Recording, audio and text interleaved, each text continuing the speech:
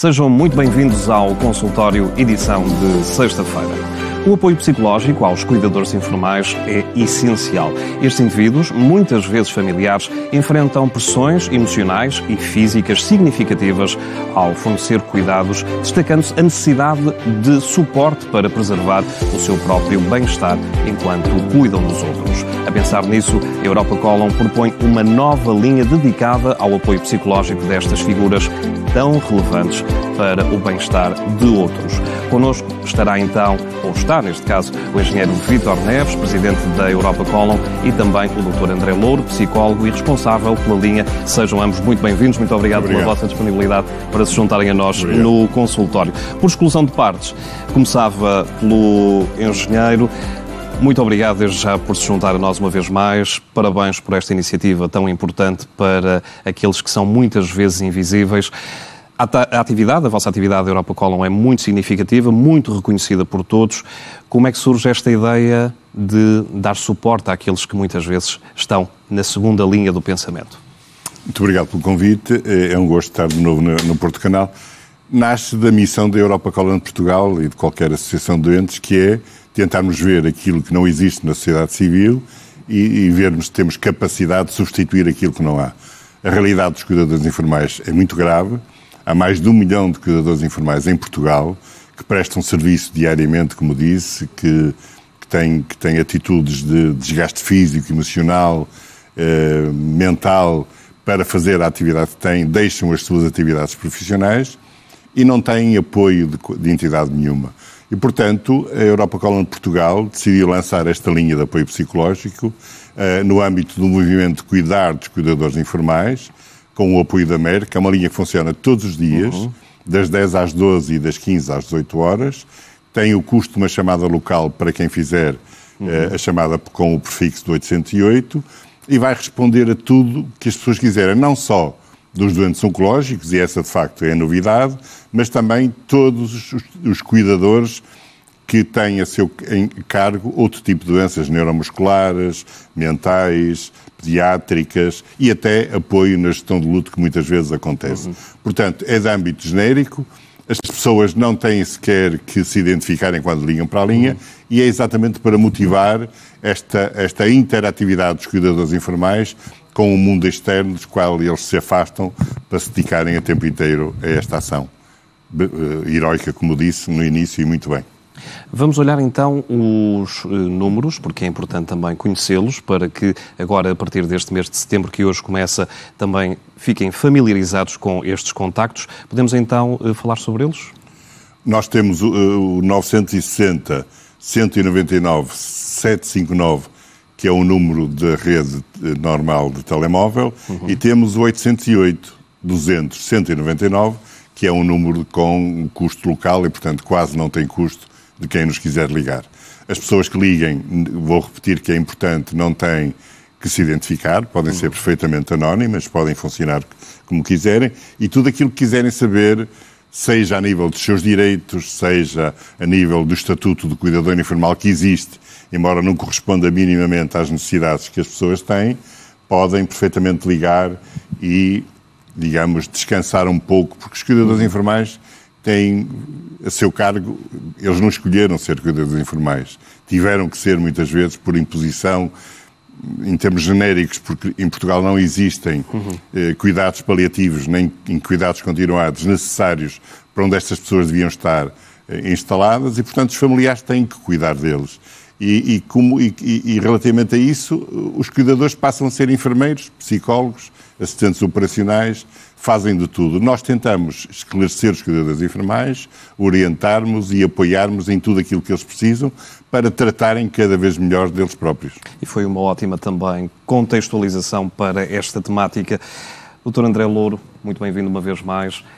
É muito importante falar cada vez mais, e sabemos que tem estado na ordem do dia a questão da saúde mental, principalmente depois do período de pandemia que vivemos. Parece que rebentou uma bolha da saúde mental. Há um lado bom nisso e também um lado menos bom, talvez com algum ruído que é criado em torno disto. Mas, de facto, estes números que são preocupantes em parte, 78% dos cuidadores informais admitem já ter sentido a necessidade de ter algum tipo de apoio psicológico. É isto que também sente como profissional de saúde? Sim. Antes de mais, quero agradecer pelo convite e por dar a oportunidade de poder falar sobre estas questões da área da saúde mental, que, como disse e muito bem, após a pandemia, houve uma requisição deste tipo de apoio e também é verdade que antes havia algum preconceito e um estigma relacionado com a área da saúde mental, e isso tem vindo cada vez a ser trabalhado, e as pessoas estão cada vez a pedir e acharem que precisam desse apoio. Dito relativamente focando aos cuidadores informais, também aqui é importante, e houve aqui um estudo que foi feito em que fez 1.183 entrevistas tem aqui uns resultados muito interessantes, porque eu acho que é importante também basearmos em números para não estarmos aqui a especular das necessidades. E é curioso que nós temos neste estudo, que é muito recente, é de 2023, que 63,7% as pessoas não conseguem descontrair. Portanto, tem aqui relacionados com problemas de ansiedade. 45,7% também estão constantemente nervosas, e aqui um fator muito importante, que 79,5% não é capaz de rir e ver as coisas como eram antes. E, portanto, estes números aqui indicam essa importância deste tipo de apoio que é necessário. Para além disso, também estas pessoas, em algum momento, portanto aqui temos uma percentagem de cerca de quase 80% destas pessoas que foram inquiridas, que em algum momento sentiram a necessidade de apoio psicológico. E, portanto, isto dá e vem validar que este tipo de linha de apoio aos cuidadores informais é uma necessidade, e que é importante essas pessoas terem acesso a mais este recurso, que é essencial para poder ter esse apoio. E uma questão que se coloca e que é preponderante: quem são estes cuidadores? Quem são estas pessoas que dedicam a sua vida? Na introdução pudemos falar que muitos deles familiares de pessoas que estão impossibilitadas de algum tipo de atividade ou que estão em convalescença. Como é que podemos categorizar e classificar estas pessoas? Quem é que elas são? Muito bem, exatamente. Curiosamente, neste estudo, eu estou-me a basear porque acho que é um estudo muito recente e é muito interessante. Nós temos aqui a ideia que, normalmente, a média de idade é entre 55 a 64 anos, 84,7% são mulheres. Portanto, em termos de caracterização, e aqui um fator que acaba por ser também ter um papel muito importante: 49,5% das pessoas estão desempregadas. E é verdade que também muitas vezes, para ser reconhecido esse estatuto de cuidador informal, as pessoas não podem estar a fazer qualquer outro tipo de atividade, o que nos leva a pensar que todo este tipo de caracterização das pessoas acabam por ter aqui um papel muito importante, e nós temos que conhecer esta realidade. Portanto, este tipo de perfil de pessoas são um tipo de pessoas que dão este tipo, normalmente, de apoio aos doentes.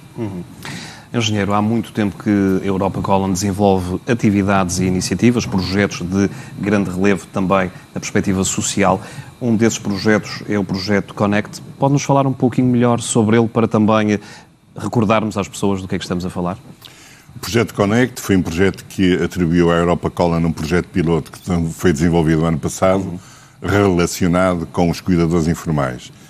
É um projeto diferente, é um projeto que não tinha uma linha de apoio em tempo real disponível para as pessoas serem ouvidas, mas tinha reuniões pré-marcadas, vínhamos da pandemia, chamados workshops, em que reuníamos cuidadores informais, havia uma monitorização, as pessoas juntavam-se e depois podiam partilhar entre si as necessidades e registarem os apoios que nós também podíamos dispensar. Portanto, a grande diferença do Connect, que foi o primeiro projeto piloto que acabou, e em vez de reeditarmos da mesma forma, fizemos esta vertente porque entendemos que é um passo importante das pessoas poderem, e se calhar motivá-las e se calhar forçá-las a que elas saiam do seu espaço e comecem a contactar de novo com a sociedade, agora com contacto em tempo real, com voz, e também alargado a outras doenças. O Connect era só para doentes oncológicos, e este contacto que nós fazemos hoje e que abrimos hoje é um contacto que está disponível para todo o tipo de cuidadores de todas as doenças. Iniciativas e projetos como este não se fazem sem o envolvimento da sociedade civil e também do tecido empresarial. Neste caso em concreto, contam com o apoio de uma empresa da indústria farmacêutica muito relevante e que seguramente dá aqui um contributo muito significativo, imagino. É verdade. Convém referir tudo aquilo que a Europa faz, a Europa Colon Portugal faz há 17 anos, é sempre gratuito para a sociedade civil. Tudo. Nunca recebemos €1 de nenhum financiamento do Estado tudo aquilo que nós fazemos na área de saúde é feito por profissionais de saúde. Tudo isto necessita de alguns valores, nós temos um peditório nacional, mas este tipo de projetos e outros semelhantes precisam do apoio da sociedade civil.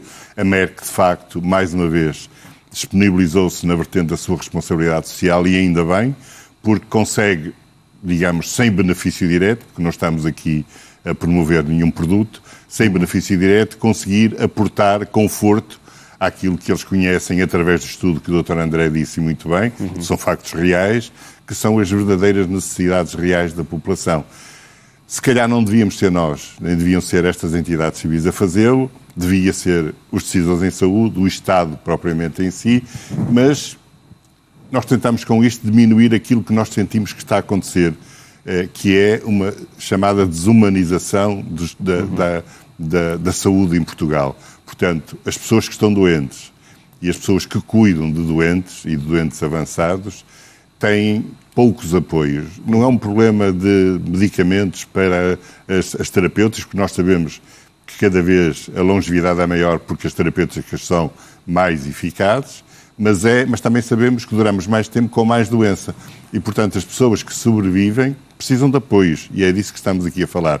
E, portanto, nós queríamos que os apoios em saúde fossem mais humanos, que se olhassem para os cuidadores de uma forma diferente. Eles não perguntaram a ninguém se queriam ser cuidadores. Agora, uma das coisas que eles se queixam também, e está aí no mesmo estudo, é que nunca ninguém lhes perguntou o que é que eles precisavam. E há algo, de facto, durante este percurso que pode acontecer, que é o falecimento da pessoa que está a ser cuidada. E muitas vezes é um dado novo, em que eles se sentem ainda mais sozinhos, porque perderam o foco da sua atividade de 24 horas e ficam perdidos porque já não sabem o que é que vão fazer nos próximos minutos. Portanto, há um mundo enorme de apoio às pessoas, é no caminho da humanização dos procedimentos em saúde de Portugal que nós estamos a promover gratuitamente esta ação junto dos portugueses. Trazer também os psicólogos para este território diferente, que é o acompanhamento à distância, que acabou por estar mais exacerbado durante a pandemia, com as teleconsultas, também a própria linha SNS 24 acabou por estar com suporte de muitos profissionais de psicologia. Este trabalho, imagino eu, será feito com critério, com coordenação e também com diretrizes para que esse apoio seja o mais focado na componente ética que também rege a vossa atividade. Como é que está a ser operacionalizada essa atividade, essa dinâmica telefónica? Muito bem. Quero, que acho que é importante realçar isto, portanto, esta linha de apoio é só constituído por profissionais da área da psicologia e, portanto, nesse sentido, que é uma mais-valia, porque consideramos que são as pessoas que estão competentes e, portanto, aqui não tem um âmbito de voluntariado e, portanto, que as pessoas têm que ser profissionais, portanto, é profissionalizado e, portanto, acaba por serem de realce e de extrema importância que este tipo de pessoas ou estes profissionais possam desempenhar estas tarefas. Como é que funciona? Portanto, há um horário, há uma linha, qualquer pessoa pode ligar para essa linha, pode dizer um pouco aquilo que possa estar a sentir ou que possa ser preocupante neste momento para aquela pessoa.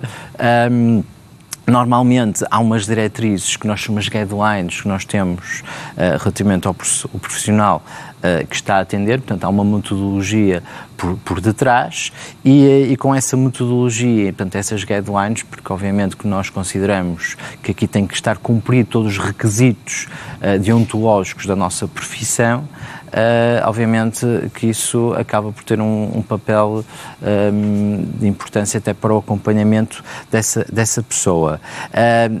Também é verdade que a vantagem de uma linha e pelo telefone, e também o estudo também evidenciou isso, que as pessoas preferem a linha do que sem ser por webcam, por exemplo, porque a questão aqui também de uma certa do anonimato, ou, portanto, às vezes é mais fácil através do telefone pedir este tipo de apoio, porque muitas vezes, infelizmente, ou às vezes há uns constrangimentos com as tecnologias e de falhas de conexão de rede, que isso também é sempre tudo explicado quando se faz, por exemplo, um tipo de intervenção em termos de consulta, e a linha acaba por ter essa vantagem porque, como nós sabemos, o telefone está à mercê e, portanto, com facilidade as pessoas podem telefonar. Obviamente que implica, e isso depois também é explicado às pessoas, algum cuidado, porque as pessoas têm que estar num local que seja resguardado,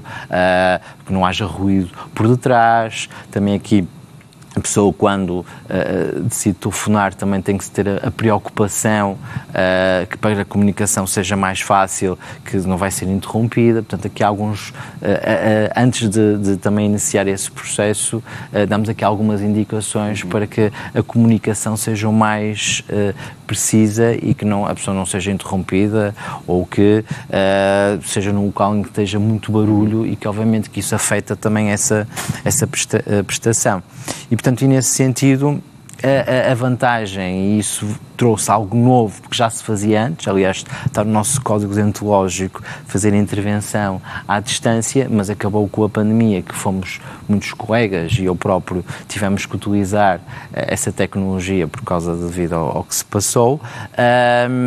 Também tem, e os estudos também apontam nesse sentido, que em termos de processo de intervenção, igual praticamente em termos presencial. Aliás, ainda tem essa vantagem que a pessoa pode estar em sua casa, pode estar em outro local, e isso acaba também por esta linha ter o âmbito nacional em que acaba por se favorecer estes cuidadores informais, que qualquer pessoa de qualquer zona do país pode ligar para esta linha, o que presencialmente teria essas limitações. Engenheiro, há, de facto, também aqui uma aposta muito grande nesta especialidade, nesta área da psicologia, da saúde mental. É algo que está presente também fisicamente para aqueles que recorrem à Europa Colon? Desde 2006, desde o primeiro dia que a Europa Colon foi criada, que psicologia e nutrição foram disponibilizadas gratuitamente para toda a população. E portanto, é a nossa base, e entendemos, não só para doentes oncológicos. Aliás, hoje vamos ter a seguir aqui a Ana Bravo e ela vai explicar a outra parte. E, portanto, ninguém tem dúvidas disso, mesmo quem não está perto de uma doença. Agora, aqui vamos conseguir também, com o acordo de os utentes que possam ligar e que o profissional que os atende, e depois em conjunto com as reuniões, com a coordenação que são feitas, encaminhar para apoio físico, presencial, de qualquer área que a Europa Colon já tenha disponível para oferecer na sua vida normal, desde consultas de nutrição, psicologia, a segunda opinião clínica, várias ofertas que nós fazemos, todas gratuitas. Queria deixar a mensagem importante de um instrumento e da valorização que nós temos a obrigação de dar aos cuidadores informais. Os cuidadores informais, já vimos, são pessoas que se imolam relativamente à pessoa cuidada, deixam de ter vida própria. Quem quiser visitar o site do Movimento Cuidados dos Cuidadores Informais, vê lá depoimentos que explicam claramente o que é a vida de um cuidador informal. E foi criado o Estatuto do Cuidador Informal, já foi alterado e está provado, ninguém tem dúvidas que aquele instrumento não corresponde minimamente às necessidades que os cuidadores têm. Os cuidadores fazem um trabalho que se substituem ao Estado para tomar conta da pessoa cuidada e fazem com um ato heroico, como eu disse, com um amor enorme, mas tem que ter um mínimo de proteção. As obrigatoriedades, as burocratizações que se fazem, que se repetem, e o baixo custo do eventual apoio que muito poucas pessoas têm condições para chegar lá, não se justifica. É um ato desumano perante quem faz uma tarefa de tão grande dimensão. E, portanto, nós deixamos também esse apelo, agora que se está a reorganizar o Sistema Nacional de Saúde de outra forma, felizmente, e acreditamos que esta equipa pode fazer mais por isso, que o papel dos cuidadores informais deve ser uma prioridade a ter em conta e beneficiar, e acolher e proteger quem se dedica a tempo inteiro e que não pode ter outro emprego, não pode ter outro benefício de nada para se dedicar a esta função. Mereciam ser melhor acolhidos e protegidos. E essa proteção, efetivamente, pode e deve também partir dos instrumentos públicos que estão ligados aos mecanismos de trabalho, nomeadamente, por exemplo, o Instituto de Emprego e Formação Profissional, deveria de prever algum tipo de contexto neste sentido? Devia, não só nos cuidadores informais, até nos próprios doentes oncológicos, a quem estamos ligados há muitos anos. Muitos são sobreviventes, felizmente, como eu disse há pouco, as terapêuticas têm evoluído e a sobrevivência em mais da maioria, mais de 50%, é um facto. Deveria haver uma porta, uma possibilidade de quem quer e tem capacidade para isso, e muitos querem e têm capacidade, e continuam a ter a porta fechada dos locais de trabalho que tinham e dos novos locais de trabalho. Através desta nova visão do que é que deve ser um sobrevivente, neste caso de vários tipos de doenças, mas também dos doentes oncológicos, deve haver uma porta do Estado para que não só os cuidadores possam ter horários diferenciados, horários parciais e que possam acumular, até porque ficava mais barato ao Estado, a sua parte profissional, que muitos deles não precisam de a ter a tempo inteiro, com a parte do cuidador informal. Acho que todos beneficiávamos nisto e era, como lhe disse há pouco, a janela para nós vermos, de facto, a humanização dos cuidados de saúde a crescer em Portugal. Como profissional de saúde mental, acredita que formar e informar estes cuidadores informais também para aquilo que é a componente psicológica da sua atividade poderia ser um bom passo a dar pelos órgãos que têm responsabilidade nesse domínio? Sim, eu acho que é extremamente importante, até porque nós consideramos que quanto mais know-how, mais conhecimento as pessoas possam ter, mais recursos podem adquirir para depois lidar com as situações. E é isso que nós também trabalhamos com as pessoas, é ter acesso e saberem a que é que podem ter acesso, estarem mais informadas daquilo que poderão beneficiar, para depois reclamar e exigir precisamente esse tipo de apoios e esses recursos, porque nós consideramos que depois o resultado acaba por interferir. Eu gostaria só aqui de frisar também daqui alguns pontos de problemática que normalmente os cuidadores informais costumam ter. Uma delas é a grande sobrecarga emocional e depreende-se porque muitas delas acabam por ter que deixar os seus empregos para poder cuidar a tempo inteiro dos seus entes queridos. Muitas vezes também acabam por haver algumas perturbações ligadas ao cuidado que estão a fazer relativamente ao doente, os acessos em termos de requisição, que às vezes é necessário requerer instrumentos para dar melhor esse cuidado. Obviamente também aqui outro fator muito importante, com as implicações pessoais do próprio cuidado, do próprio cuidador informal. Muitas vezes esquece dele próprio, porque passa-se a focar meramente no doente e obviamente acaba por se prejudicar a ele próprio, acaba por quase anular a ele próprio e esquece dessa situação. E depois, aqui também se pretende também com a linha que haja uma adaptação positiva. Obviamente há uma grande mudança na forma de estar ou na vida dessa pessoa que está a dar esse cuidado e obviamente que nós aqui pretendemos é que isso tenha um mínimo possível impacto nessa pessoa no dia-a-dia e que ela possa conseguir, apesar de eu conseguir e ter que cuidar do meu ente querido, eu também consigo, obviamente, criar estratégias para que ele consiga ter o meu bem-estar para poder lidar melhor com a situação. E são ideias muito importantes a reter. Vamos continuar juntos na próxima parte do consultório e já vamos ter a oportunidade de melhor falar ainda sobre outros tópicos. Agora fica o convite, caso tenha dúvidas sobre a área da psicologia, se é cuidador ou cuidadora e gostaria também de partilhar a sua experiência, o seu caso em concreto, nada melhor do que participar no consultório. consultório@portocanal.pt ou ligando o 22 508 3297. Contamos consigo desse lado. Continuo com o Porto Canal. Até já.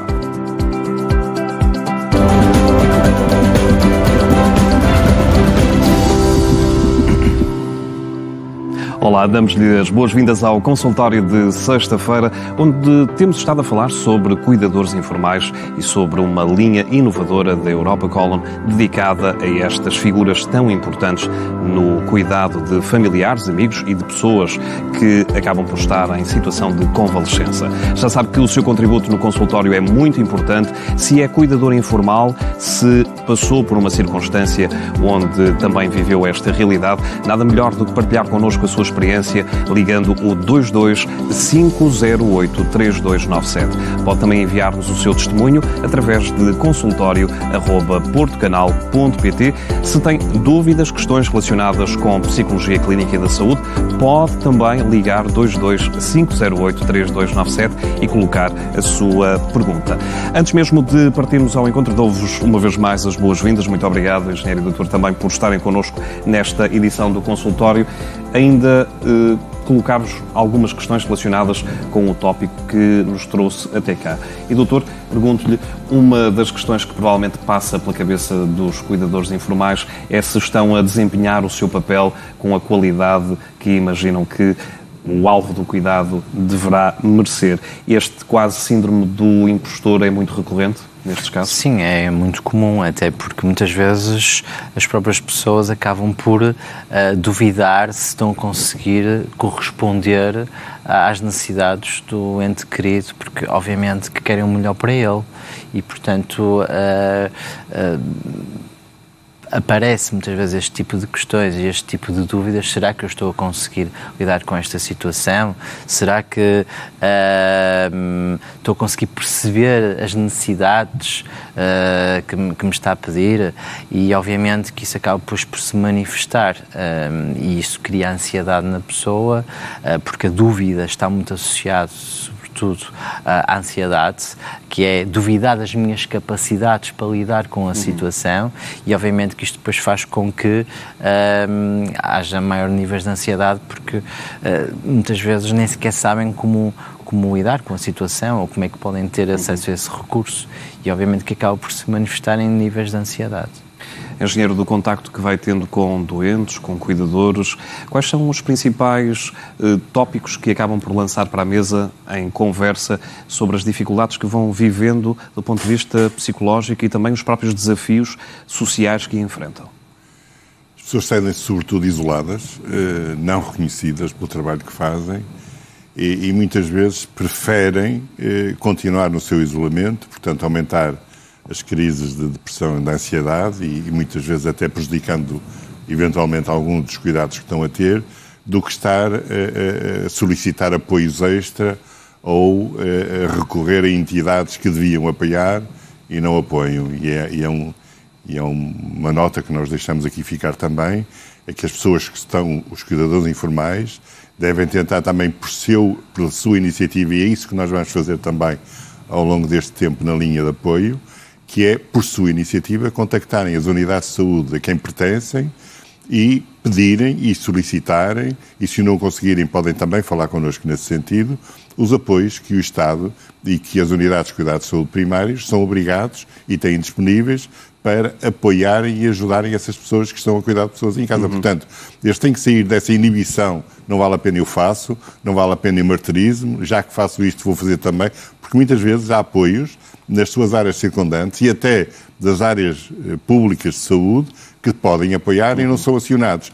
E se forem acionados e não forem respondidos, devem nos contactar, que nós também podemos apoiar.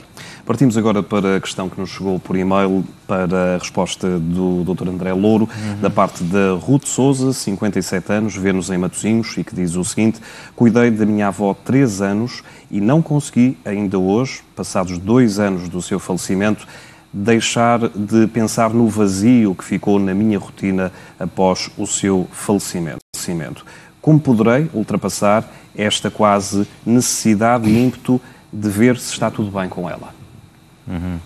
Sim, isso é algo que é muito recorrente, porque há um foco de atenção por parte da pessoa em dar os cuidados aos seus entes queridos, e muitas vezes quando desaparece, há uma espécie de vazio. E obviamente que isso acaba depois por se manifestar, porque estão tão focados, aquilo ocupou bastante do tempo da pessoa, que depois, quando há o desfecho, acaba por haver uma espécie, agora o que é que eu faço, em que é que eu vou ocupar o meu tempo, como é que eu poderei e obviamente que isso a pessoa tem que tentar arranjar recursos para poder lidar com essa situação, em termos, por exemplo, de ocupação do tempo e gestão do tempo. Obviamente, quando isto se mantém, deve procurar a ajuda de um profissional.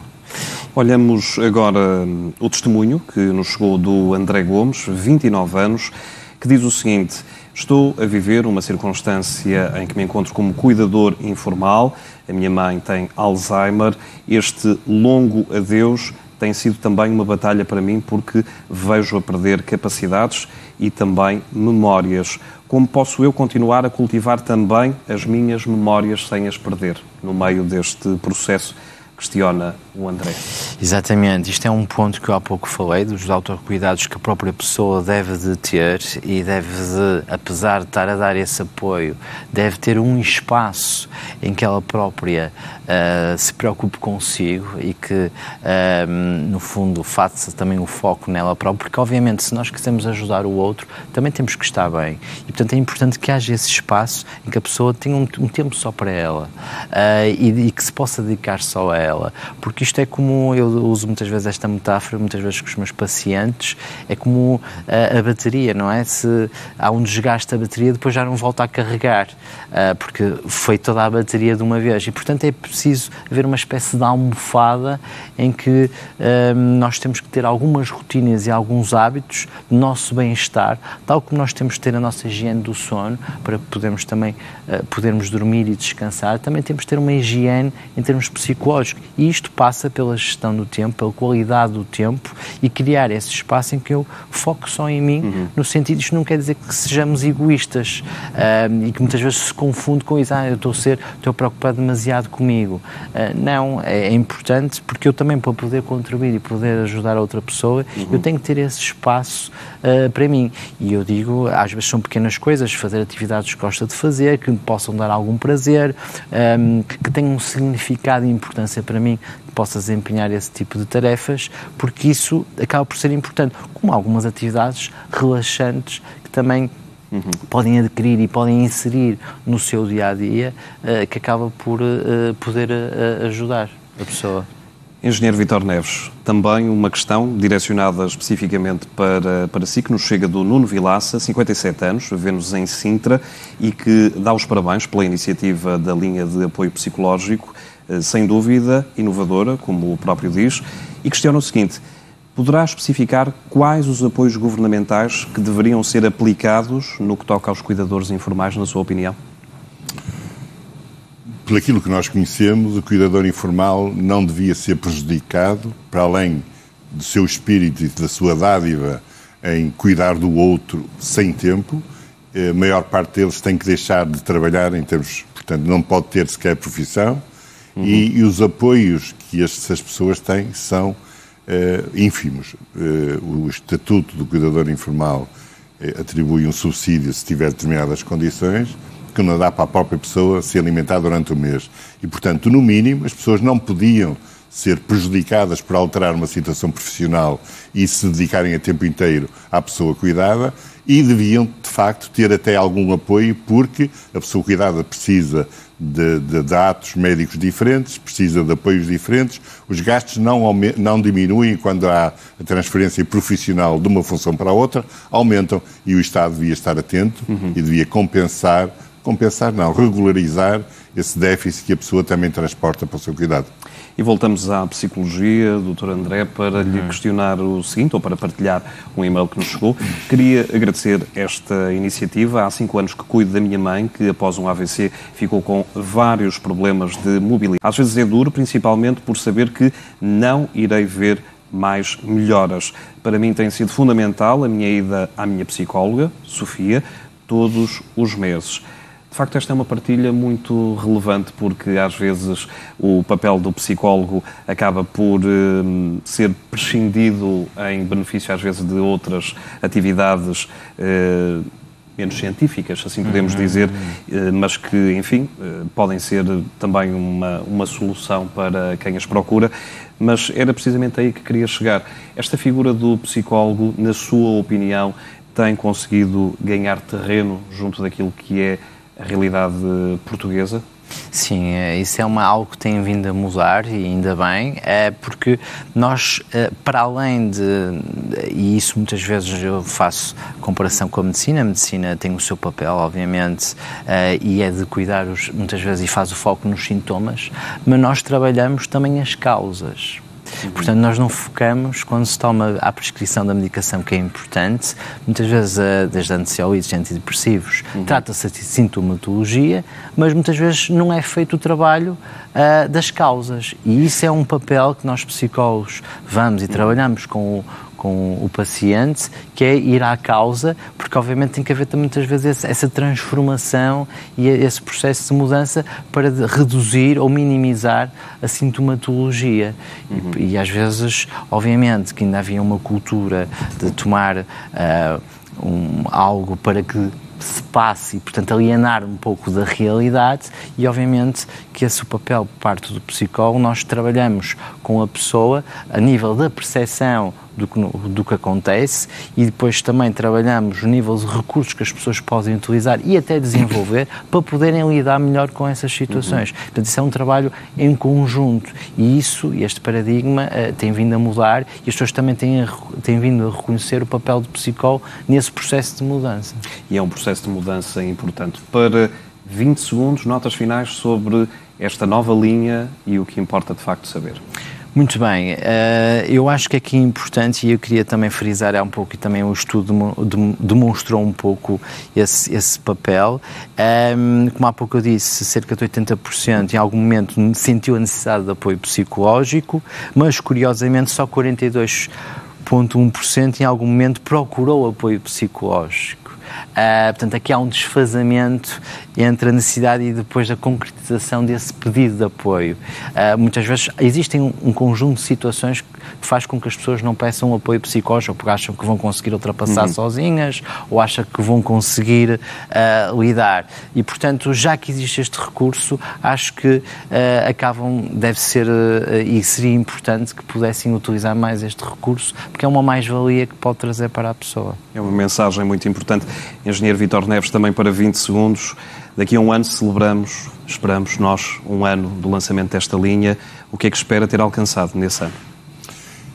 Ajudar a mudar a mentalidade da população, muito também dos decisores em saúde, que é muito importante, e eles têm uma responsabilidade muito grande nas mãos, porque quando ocupam um cargo de decisores é com esses objetivos, mas sobretudo ajudar a mentalidade da nossa população. Há associações de doentes que estão estruturadas, que são validadas, que podem acrescentar um valor importante à sociedade civil e ao Sistema Nacional de Saúde, e que muitas vezes não são utilizadas. Nós estamos aqui a apresentar um produto, muitas vezes as pessoas queixam-se que não têm disponibilidade de consultas de psicologia, que são meses de espera. Nós temos esta oportunidade gratuita, direta, não têm que se deslocar, não têm que se identificar, podem falar daquilo que quiserem, liguem, experimentem, vão tirar benefício, e daqui por um ano esperamos estar aqui com todo o gosto a dizer que ela continua a funcionar e que é um bem para as pessoas poderem utilizá-la. Esse é o nosso desejo. 960-199-759 e também o 808-200-199, linha que vai passar, já está, portanto, em linha consigo para o apoio aos cuidadores informais. Engenheiro Vítor Neves, também André Louro, muito obrigado, doutor, pela sua participação, pela vossa participação. Na segunda parte do consultório regressamos com nutrição e contamos consigo. Até já.